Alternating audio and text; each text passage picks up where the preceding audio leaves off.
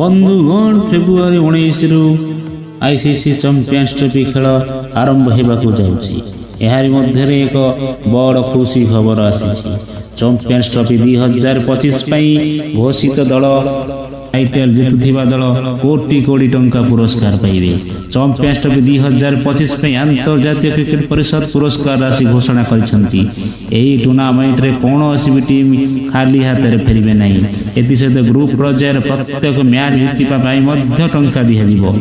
Champions trophy 2025 countdown आरंभ होईची। एही tournament February 19 रु आरंभ होगा जाऊँगी। सेपटे अंतर्जातीय क्रिकेट परिषद पुरस्कार राशि घोषणा करिछि। 8टी दल मध्य खेला जावा टूर्नामेंट आईसीसी एक बड़ पुरस्कार राशि रखी। विशेष कथा हेउची पूर्व चैंपियंस ट्रॉफी तुलना एथर राशि 53% वृद्धि करा जायछि। एथि सहित ग्रुप पर्यायर मैच जीतवा पर दल मानक अलग अलग टंका दिजाव एवं टूर्नामेंट शेष छिड़ा होइथिबा दल को मध्य खाली हाथ में घर को फेरबाक पड़िबो नाही। चैंपियंस ट्रॉफी 8 वर्ष पर होगा जाऊँगी। यह पूर्व 2017 रे एही टूर्नामेंट खेला जाइतिला। एथर पुरस्कार राशि पूर्व संस्करण तुलन में 53% वृद्धि करा जाइछि। चैंपियंस ट्रॉफी 2025 मोर पुरस्कार राशि हेउछि $6.9 मिलियन। एथर चैंपियंस ट्रॉफी रे चैंपियन दल को प्राय 20 कोटी टंका दिजाव। एथि सहित रनर्स दल को प्राय 10 कोटी टंका दिजाव। यह व्यतीत सेमिफाइनाल रे हारिथिबा उभय दल को पुरस्कार राशि भाव प्राय 5 कोटी टंका प्रदान करा जिवो।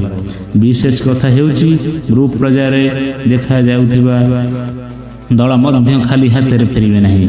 पंचम किंवा षष्ठ स्थान हासिल करिथिबा दल गुड़ी को प्राय 3 कोटी टंका पाइबे।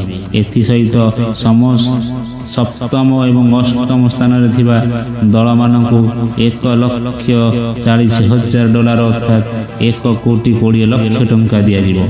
यह व्यतीत ग्रुप पर्यायर प्रत्येक विजय पई $34,000 प्राय 30 लाख टंका मध्य पाइबे। अन्य पक्षरे यह टूर्नामेंट अंशग्रहण करने समस्त 8टी दल को $1,25,000 अर्थात पाखापाखि 1 कोटी टंका दिजाव। आईसीसी चेयरमैन जय शाह कहते आईसीसी पुरुष चैंपियंस ट्रॉफी 2025 क्रिकेट पर एक गुरुत्वपूर्ण मुहूर्त प्रतिपादित करे, जहाँ एक ओडीआई फॉर्मेटर शिखर को आलोकित करे, जो प्रत्येक मैच गुरुत्वपूर्ण।